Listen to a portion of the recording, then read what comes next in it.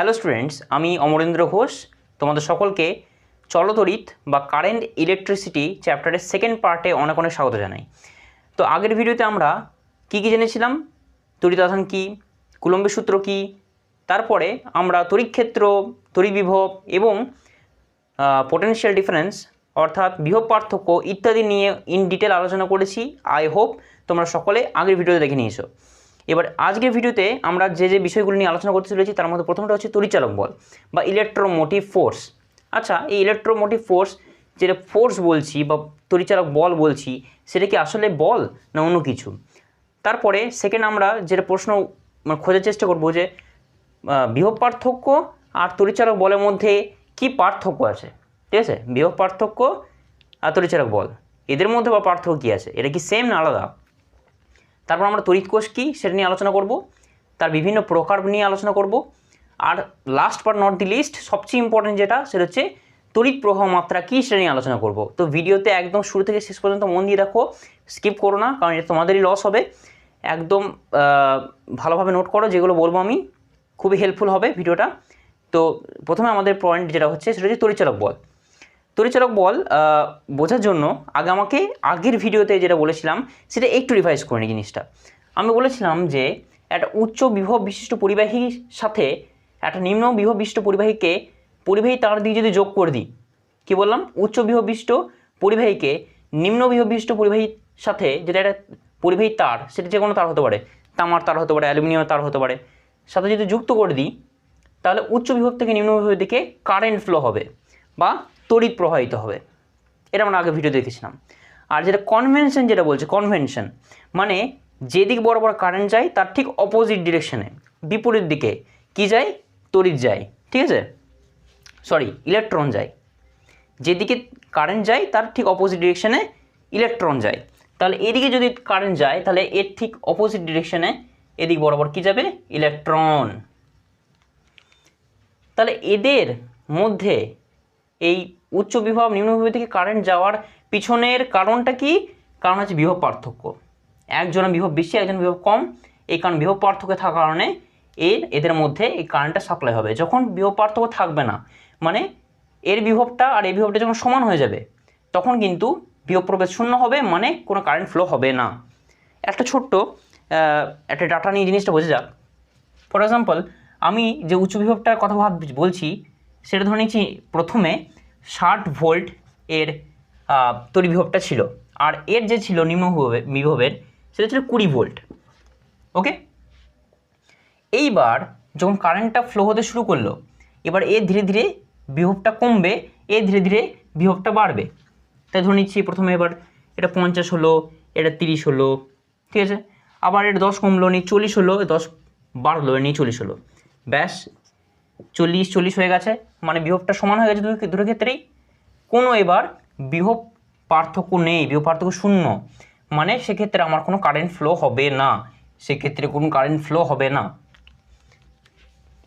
তাহলে প্রথম যে ক্রাইটেরিয়া হচ্ছে তড়িৎ প্রবাহিত হওয়ার কারণ পিছনে, সেটা হচ্ছে বিভব পার্থক্য, ঠিক আছে? এবার এই জিনিসটাই একটা জলের দুটি চেম্বারের সাহায্যে একটা এক্সপেরিমেন্টের মাধ্যমে দেখানো যেতে পারে, যেটা আগের ভিডিওতে আমি ডিসকাস করিনি, কারণ এই ভিডিওতে ডিসকাস করতে হবে বলে, ঠিক আছে? আমি দুটো চেম্বার নিয়েছি, জলের চেম্বার, এ একটা চেম্বার, বি একটা চেম্বার। দেখেই বুঝতে পারছো এ যে চেম্বারটা রয়েছে সেখানে অল্প জল রয়েছে, আর বি চেম্বারটায় এর তুলনায় বেশি জল রয়েছে। এদের মাঝখানে একটা সংযোগ নল রয়েছে, যেটা আপাতত বন্ধ করে গেছি, ঠিক আছে? এবার কি করলাম, এই সংযোগ নলটার যে বন্ধ করেছিলাম সেটা খুলে দিলাম। এবার আমাদের মাথা কি বলছে, আমাদের ধারণাটা কি বলছে, কি হতে পারে যখন এই সংযোগ নলটা খুলে দেবো তখন কি ঘটবে? বি থেকে এর দিকে আর জলে প্রবাহিত হবে, জলের প্রবাহ দেখা দেবে। কারণটা কি এর পেছনে কারণ হচ্ছে এই জলতলের পার্থক্য। বিটা দেখো জলতলের উচ্চতা বেশি, এর ক্ষেত্রে জলতলের উচ্চতা এখানে এতটা পরিমাণ পার্থক্য আছে। কিসের? জলতলের পার্থক্য, জলতলের উচ্চতার, আসলে উচ্চতা এর পার্থক্য, এত পরিমাণ জলতলের উচ্চতার পার্থক্য আছে। ফলে এত পরিমাণ বেশি বি এর জলতলটা বেশি বল প্রয়োগ করছে এখানে নিচে, এখানে সেই জলটা এখানে ফ্লো হচ্ছে, নিয়ে এ চেম্বার আসছে। একটা সময় পরে দেখব যে এর উচ্চতা জল উচ্চতা বাড়ছে, বি এর জলতল উচ্চতা কমছে, নিয়ে একটা সময় পরে উভয়েরই জলতলের উচ্চতাটা একই রকম হয়ে যাবে। তখন কিন্তু আর কোনো ফ্লো হবে না, এই যে সংযোগ নলের মধ্যে দিয়ে কিন্তু কোনো জলের ফ্লো হবে না।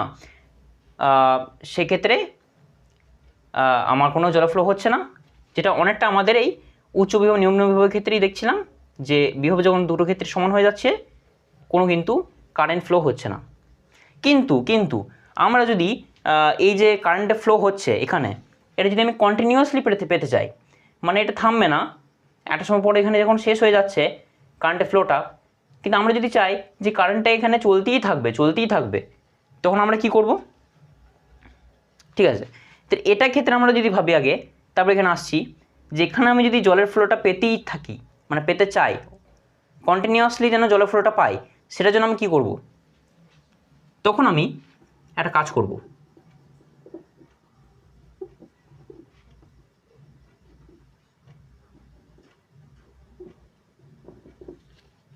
এটা এরকম ছিল, ঠিক আছে,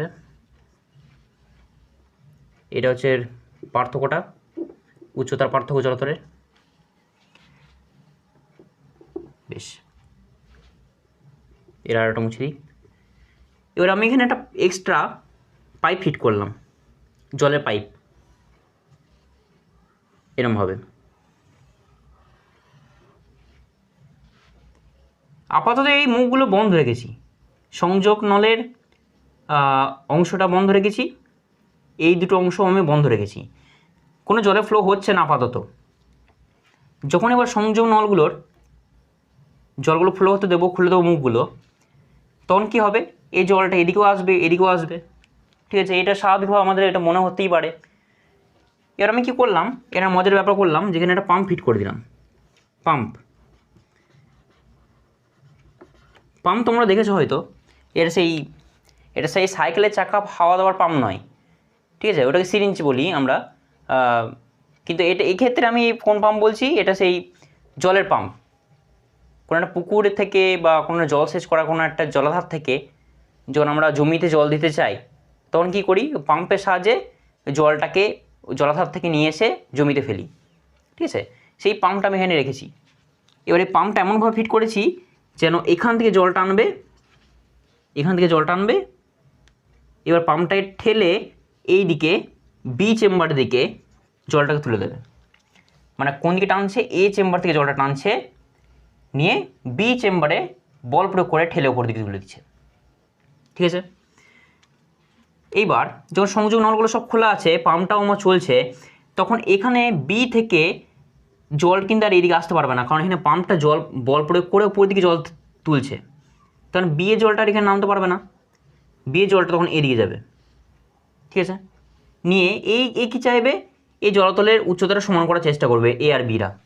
এদের এই একটাই উদ্দেশ্য যে আমাদের জলতলের উচ্চতাটা কিন্তু সমান করতে হবে। কিন্তু আমার পাম্প ফিট করা আছে, এ বাবা জীবন কী করবে? এদের কখনোই সমান হতে দেবে না। যে জলটা এদিকে আসছিল সেই জলটাকে টেনে এদিকে নামিয়ে নেবে, ঠিক আছে, যে জলটা বি থেকে এতে আসছিল সেই জলটাকে টেনে পাম্পটা এদিকে নামিয়ে নেবে। সেই রকমভাবেই যদি এটা চলতে থাকে, জলের প্রবাহ তো আমরা পাবো, ফ্লোটা। আর মজার ব্যাপারটা কি? এ আর বি এর জলতলের উচ্চতার পার্থক্যটা সে একই থাকবে, একই রকমই জলতল থাকবে, কোনো পরিবর্তন হবে না।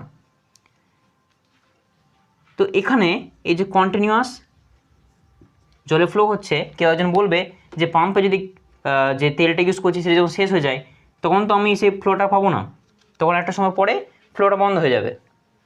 হ্যাঁ হয়ে যাবে, কিন্তু এখানে তেলের সঙ্গে তো ওরকমভাবে রিলেশন করা যাবে না। আমার এখানে যেটা মেন যে ফান্ডামেন্টাল ব্যাপারটা, সেটা হচ্ছে আমি পাম্প যদি এখানে ব্যবহার করি বা কোনো একটা এমন কিছু জিনিস যেটা বলপূর্বক এই ঘটনাটা ঘটাবে, সেটা আমি ব্যবহার করলে আমি কন্টিনিউয়াস ফ্লোটা পাবো। এবার কীরকম অ্যামাউন্ট অফ তেল আছে সেটা আলাদা ব্যাপার, পেট্রোল আছে, কেরোসিন আছে, সেটা কত পরিমাণ আছে সেটা আলাদা ব্যাপার, ওটাও কোনো ব্যাপার নয়, ওটা কোনো টপিকের মধ্যে পড়ছে না। এইবার চলে আসি আমাদের এই উচ্চ বিভব নিম্ন বিভবের ব্যাপারটাই। এখানে আমার কি আছে? উচ্চ বিভব আর এখানে আছে নিম্ন বিভব। নিম্ন বিভব এখানে আমি পরিবাহী তার সাথে যুক্ত করেছি। উচ্চ বিভব থেকে নিম্ন বিভবের দিকে তড়িৎ প্রবাহিত হবে, ঠিক। একটা সময় পরে কী হবে, উভয় বিভবটা সমান হয়ে যাবে, নিয়ে আমি এখন কারেন্টের ফ্লো পাবো না।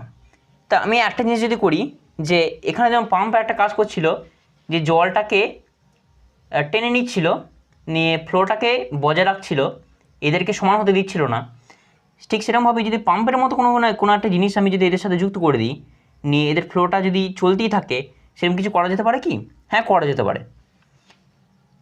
আমি ধরে নিচ্ছি এখানে একটা পরিবাহী তার সাথে যুক্ত করেছি, এখানে একটা পরিবাহী তার যুক্ত করেছি, নিয়ে এখানে আমি একটা ব্যাটারি দিয়েছি।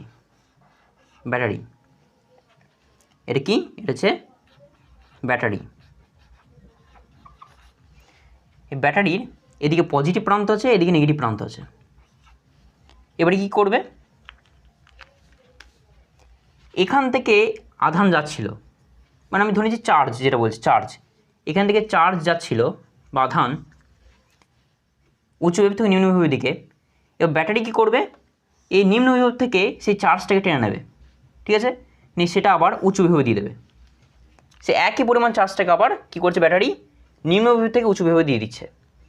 মানে আমার সে ফ্লোটা যেমন চলছিল সেরকম চলতে থাকবে। পার্থক্য কোথায় হবে, ব্যাটারি আমার শক্তি নষ্ট হবে, ঠিক আছে। ব্যাটারিটা আগে যে পরিমাণ শক্তি ছিল, পরে ব্যাটারি কিন্তু শক্তিটা কমে যাবে, যেটা আমরা বলি চার্জ কমে যাবে বলি, চার্জ আসলে নয়, তার শক্তি আসলে কমে যাচ্ছে, এনার্জি লস হচ্ছে। এইবার তাহলে আমি তড়িৎচালক বল কি বলবো? তড়িৎচালক বল হচ্ছে যে একক ধনাত্মক আধানকে, একক ধনাত্মক আধানকে,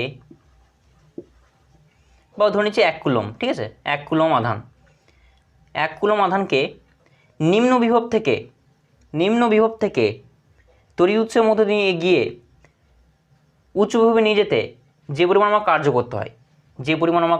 করতে হয়, সেটা হলো আমার তড়িৎচালক বল।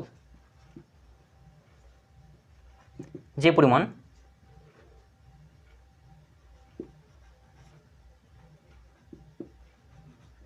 কার্য করতে হয় সেটা হচ্ছে আমার তড়িৎচালক বল।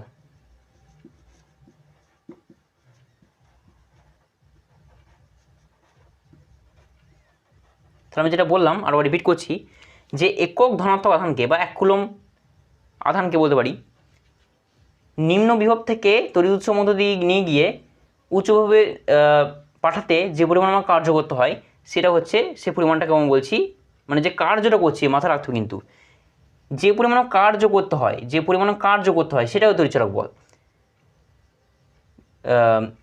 যে সে কার্যটা কীভাবে করতে হয়, আমাকে 1 কুলম আধানকে নিম্ন বিভব থেকে উচ্চ বিভবে নিয়ে যেতে যে কার্যটা করতে হয়, সে কার্যটাকে বলছি আমি, সে পরিমাণ কার্যটাকে বলছি আমি তড়িৎচালক বল। আশা করি বোঝা গেছে। এইবার প্রশ্ন হচ্ছে যে এই তড়িৎচালক বলের এই বলটা কেন, এই যে বল আমি বলছি, এটা তাহলে একটা ফোর্স নিশ্চয়ই, যে ইলেকট্রোমোটিভ ফোর্স বলা হয় ইংলিশে। আসলে ব্যাপারটা কী হয়েছে, যখন এটা বিজ্ঞানীরা প্রথম এই জিনিসটা অবজার্ভ করলো, যে ব্যাটারি আমি যদি যোগ করে দিই, ঠিক আছে, তাহলে এরকমভাবে বলপূর্বক একটা কাজ করাচ্ছে, মানে এখানে যদি বলি এটা বলপূর্বক আধান টেনে নিচ্ছে, নিয়ে উঁচু বিভবে দিচ্ছে, তো নিশ্চয়ই এটা বল, কিন্তু আসলে বল নয়, এখানে কি কাজ করছে, শক্তি কাজ করছে। এটা নির্দিষ্ট পরিমাণ শক্তি আছে, এবার সেই শক্তিগুলো এখানকার ইলেকট্রনগুলোকে উত্তেজিত করছে, সেই ইলেকট্রনগুলোই ফ্লো করছে, ঠিক আছে। এবারে শক্তিভাবে ধীরে ধীরে লস হয়ে যাচ্ছে, ব্যাটারির শক্তিটা ধীরে ধীরে লস হয়ে যাচ্ছে। তাহলে এখানে আসলে ব্যাপারটা হচ্ছে কার্য, যেটা কীভাবে কার্যটা হচ্ছে, শক্তি থেকে। এর শক্তি লস হচ্ছে নি কার্য করছে, ঠিক আছে, শক্তি নষ্ট হচ্ছে, কার্য করছে। কিন্তু এখানে বলের কিন্তু কোনো প্রসঙ্গ নেই, বলটা তাহলে একটা ভুল প্রসঙ্গক্রমে দেওয়া হয়েছিল তড়িৎচালক বল বলে, কিন্তু আসলে বল নয় জিনিসটা, এটা হচ্ছে একটা শক্তি বা এক প্রকার শক্তির দ্বারা করা কার্য বলতে পারি। এবার আমাদের যে নেক্সট যে পয়েন্টটা, যেটা প্রশ্ন অনেকজনের মনে হতে পারে, যে তড়িৎচালক বল আর পোটেনশিয়াল ডিফারেন্স অর্থাৎ বিভব পার্থক্য, কী বললাম, তড়িৎচালক বল আর বিভব পার্থক্য, এই দুটো কি একই জিনিস না আলাদা? তো বলে রাখি যে যখন আমি ব্যাটারিটা সবেমাত্র দোকান থেকে কিনে নিয়ে এলাম, ঠিক আছে, দোকান থেকে আমি নতুন নতুন ব্যাটারি একটা নিয়ে এসেছি, তা ধরে নিচ্ছি ভোল্টেজ হচ্ছে 9 ভোল্ট, ঠিক আছে। এটার আমি একটা যন্ত্রের সাহায্যে মেপে দেখলাম এটা 9 ভোল্ট দেখাচ্ছে, এই যে বিভব পার্থক্যটা। এবার সেই ব্যাটারিটাকে যদি আমি এবার এই সার্কিটে যদি যোগ করে দিই, তার লাগিয়ে দিই, তো একটু সময় পরে যখন আমি এদিকে এর ভোল্টেজটা মাপবো, তখন দেখবো 9 ভোল্ট আর নেই, হয়ে গেছে 7 ভোল্ট বা 5 ভোল্ট বা 6 ভোল্ট এরকম কিছু, 9 ভোল্ট আর নেই। তার এখানে যে প্রথমে যেটা ছিল সেটা হচ্ছে এর তড়িৎচালক বল, ঠিক আছে। এবার তার থেকে যে কমগুলো ভোল্টেজ থাকছে সেগুলো হলো বিভব পার্থক্য। মানে এখান থেকে স্পষ্ট যে কোনো একটা তড়িৎ কোষ বা কোনো একটা সোর্স, সেটার সবসময় তড়িৎচালক বলটা বেশি হয় বিভব পার্থক্যের তুলনায়। তো এইটাই হচ্ছে এর মধ্যে পার্থক্য, কিন্তু এদের একক কিন্তু সেম, এদের এককে কোনো কিন্তু পার্থক্য নেই। একক আমরা কি দেখেছিলাম আগের ভিডিওতে? ভোল্ট ছিল, আর সিজিএস পদ্ধতিতে বিভব পার্থক্যের একক ইএসইউ ভোল্ট বা স্ট্যাট ভোল্ট। তো আমি ধরে নিচ্ছি তড়িৎচালক বল হচ্ছে ই, ঠিক আছে। যে তড়িৎচালক বলটা আসলে কার্য যেটা বলছি সেটাকে আমি ই দিয়ে প্রকাশ করছি। এবার তড়িৎচালক বলকে আমি কি দেখলাম যে এটা হচ্ছে কার্য, it is nothing but work, এটা ওয়ার্ক ছাড়া কিছু না। কিন্তু কখন? যখন কিউটা 1 কুলম হয় বা একক আধান বিশিষ্ট হয়, তখন কিউটা 1 হয়ে যায়, ই ইকুয়ালস টু ডাব্লিউ হয়ে যায়। একক আধান বিশিষ্ট মানে একক ধনাত্মক আধানকে নিম্ন বিভব থেকে উচ্চ বিভবে নিয়ে যেতে যে পরিমাণ কার্য করতে হয় সেটাকে বলা হয় আমার তড়িৎচালক বল। এবার এটার যদি আমি এবার একক বার করতে চাই, তাহলে একক কী হবে? এর একক ডাব্লিউর একক কি? এসআই বার করছি, ধরে নিচ্ছি এসআই বার করছি আমি, ঠিক আছে, এসআই বার করছি। তাহলে একক হচ্ছে জুল আর এর হচ্ছে কুলম। তাহলে জুল পার কুলম, এটা একটা নাম হয় যেটা ভোল্ট, আমরা জানি ভোল্ট, ঠিক আছে। আর যদি সিজিএসে বলি তাহলে সেটা হয় আর্ক পার ইএসইউ, আর্ক পার ইএসইউ, যেটার নাম হচ্ছে স্ট্যাট ভোল্ট বলতে পারো বা ইএসইউ ভোল্ট বলতে পারো। স্ট্যাট ভোল্টও বলা যেতে পারে, ইএসইউ ভোল্টও বলা যেতে পারে। তো এটা হচ্ছে আমার এর ইউনিটগুলো আর এর এক্সপ্রেশনটা দেখে নিলাম। তড়িৎচালক বল আর বিভব পার্থক্যের একক কিন্তু একই। এবার চলে আসি একটা নতুন পয়েন্ট, সেটা হচ্ছে তড়িৎ কোষ।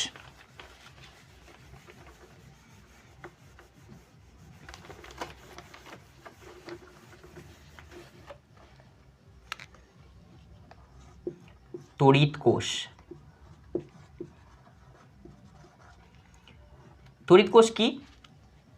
তড়িৎ কোষ হলো একটা ব্যবস্থা যার সাহায্যে স্থায়ী তড়িৎ প্রবাহ সৃষ্টি করা যেতে পারে। তাহলে তড়িৎ প্রবাহ হলো একটা ব্যবস্থা, এটা একটা ব্যবস্থা। এটা কি? এটা হলো একটা ব্যবস্থা যা কি করে? স্থায়ী তড়িৎ প্রবাহ সৃষ্টি করতে পারে। স্থায়ী তড়িৎ প্রবাহ সৃষ্টি সৃষ্টি করতে পারে, ঠিক আছে। যেমন ব্যাটারি দেখলাম, এই ব্যাটারি তো একটা তড়িৎ কোষ নাকি? এ কী করছিল? একটা স্থায়ী তড়িৎ প্রবাহ সৃষ্টি করছিল। এবার একটা সময় পর এটা যদিও ডেড হয়ে যাবে, ব্যাটারিটা যখন চলতেই থাকবে একটা সময় পর, কিন্তু সেটা ব্যাপার নয়। সেটা আমাদের যেটা মেন পয়েন্ট সেটা হচ্ছে এটা একটা যে ব্যবস্থা যা স্থায়ী তড়িৎ প্রবাহ সৃষ্টি করতে পারে, ঠিক আছে। এর দুরকম হয়, এই যে তড়িৎ কোষটা বলছি এটা দুরকম হয়। একটা হয় মুখ্য বা প্রাথমিক, আর একটা হয় গৌণ।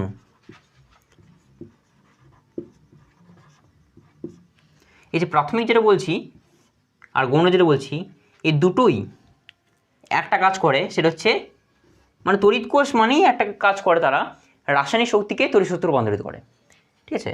রাসায়নিক শক্তিকে তড়িৎ সূত্রে রূপান্তরিত করে, রাসায়নিক শক্তিকে কিসে রূপান্তরিত করে? তড়িৎ শক্তি, এতে রূপান্তরিত করে। রাসায়নিক শক্তিকে তড়িৎ শক্তিতে রূপান্তরিত করে। এদের মধ্যে পার্থক্যটা হলে কী হলো, দুটোই কী করছে, রাসায়নিক শক্তিকে তড়িৎ শক্তিতে রূপান্তরিত করছে, কিন্তু পার্থক্য হলো যে এ কোনো বাহ্যিক তড়িৎ উৎসের সাহায্য নেয় না, এর কোনো বাহ্যিক তড়িৎ উৎসের সাহায্য নেয় না এই ঘটনা করতে গিয়ে, কিন্তু গৌণ তড়িৎ কোষটা কিন্তু বাহ্যিক তড়িৎ উৎসের সাহায্য নিয়ে থাকে এই রাসায়নিক শক্তিকে তড়িৎ শক্তিতে রূপান্তরিত করার জন্য। উদাহরণ নিতে পারি, যেমন ড্যানিয়েল কোষ হতে পারে, খুব পপুলার ড্যানিয়েল কোষ। এটা কীভাবে কাজ করে এইগুলো এই লেভেলে তোমাদের জানার প্রয়োজন নেই আমার যেটা মনে হয়। ড্যানিয়েল কোষ, তারপরে লেকলেন্স কোষ আছে, ভোল্টিও কোষ আছে, ভোল্টিও কোষ আরও অনেক আছে, ইত্যাদি ইত্যাদি ইত্যাদি ইত্যাদি, ঠিক আছে। আর গৌণ যেটা বাহ্যিক তড়িৎ উৎসের সাহায্য নেয়, যেমন লেড অ্যাসিড সঞ্চয়ক কোষ বা ক্ষার সঞ্চয়ক কোষ। লেড অ্যাসিড সঞ্চয়ক কোষ, অ্যাসিড সঞ্চয়ক কোষ, ক্ষার সঞ্চয়ক কোষ, ক্ষার সঞ্চয়ক কোষ। লেড অ্যাসিড সঞ্চয়ক কোষ একটা গেল, আর ক্ষার সঞ্চয়ক কোষ আর একটা। বেশ, ঠিক আছে, এটা আমাদের কমপ্লিট হয়ে গেল তড়িৎ কোষ নিয়ে। এটার ফার্দার কোনো কিছু আলোচনা না করাই ভালো, কারণ এটা হায়ার স্টাডিজে গিয়ে এই জিনিসটা বুঝবে কীভাবে কাজ করে। তো নেক্সট যে পয়েন্ট আমাদের জানতে হবে এবার, সেটা হচ্ছে তড়িৎ প্রবাহ মাত্রা, খুব ইম্পর্টেন্ট।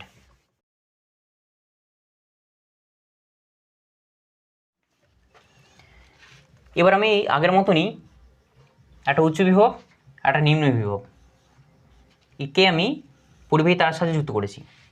এবার দেখছিলাম যে উচ্চ বিভব থেকে নিম্ন বিভবের দিকে কী প্রবাহিত হচ্ছে, তড়িৎ প্রবাহিত হচ্ছে। সেই তড়িৎটাকে আমি আই দিয়ে ডিনোট করছি, আই। এবার এটাকে তড়িৎ প্রবাহ মাত্রা বলা হয়, এই আইটাকে। তো এটার সংজ্ঞা কী হবে? এর সংজ্ঞা হচ্ছে যে এক সেকেন্ডে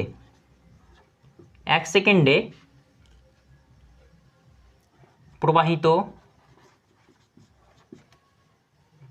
আধান, এক সেকেন্ডে প্রবাহিত আধানকে তড়িৎ প্রবাহ মাত্রা বলে, তড়িৎ প্রবাহ মাত্রা বলে। তার মানে এটা কোনো পরিবাহী তারের মধ্যে দিয়ে এক সেকেন্ডে, কি বললাম, এক সেকেন্ডে যে পরিমাণ আধান যাবে, যে পরিমাণ চার্জ যাবে, সেই এক সেকেন্ডে যে পরিমাণ চার্জ বা আধান যাচ্ছে সেই পরিমাণটাকে আমি বলছি তড়িৎ প্রবাহ মাত্রা। সেই পরিমাণটাকে আমি বলছি তড়িৎ প্রবাহ মাত্রা। এবারে একটা এর এক্সপ্রেশন আছে, I = Q/T।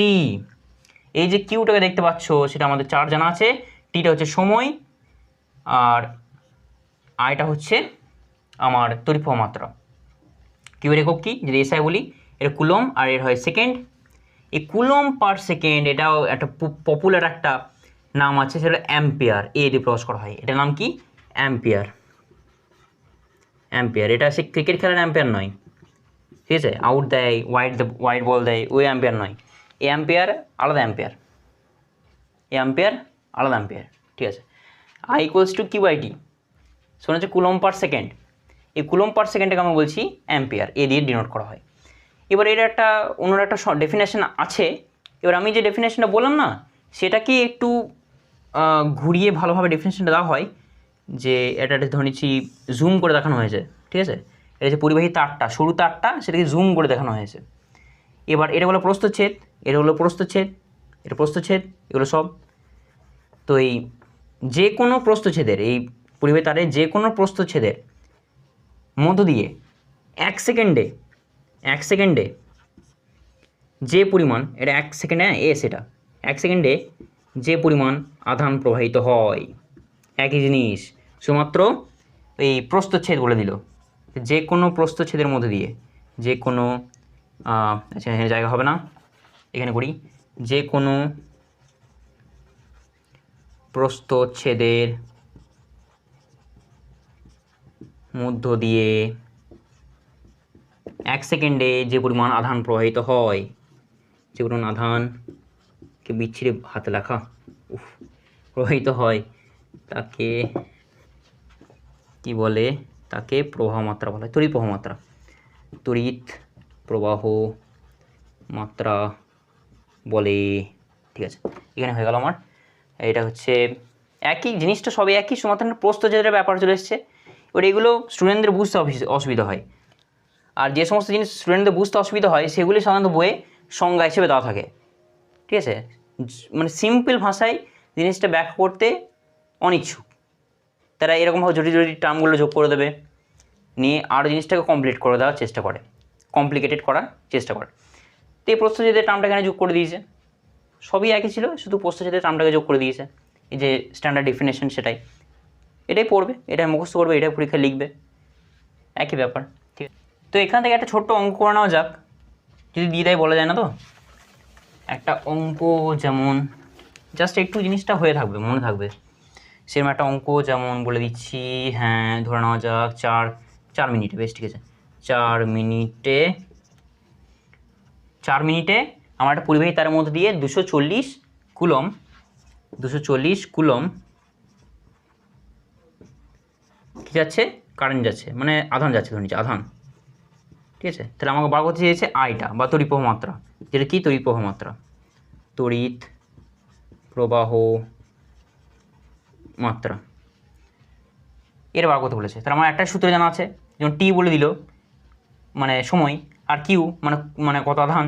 তাহলে আমাকে একটাই সূত্র জানতে হবে, কিউ সমান আই সমান কিউ বাই টি। কিউটা কত 40, 240, এবার টিটা কত 4, কাটাটি করে দেবো, কত হবে 4 24 60। তাহলে তোমার অঙ্কটা হয়ে গেল কাটাকুটি।